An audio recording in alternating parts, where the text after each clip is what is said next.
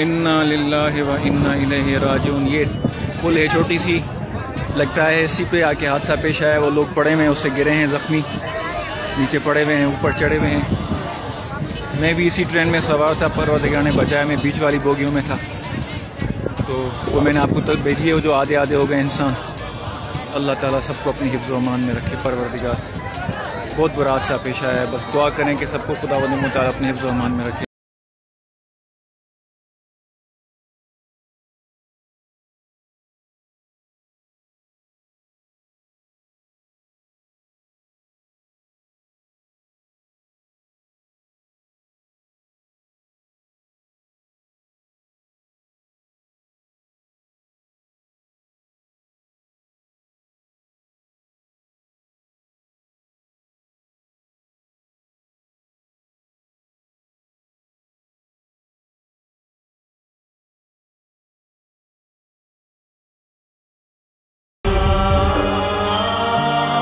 बेसजाए भाईरो वेहण जो नबत अज पजे वतुन मथा इम्तिहान सख्त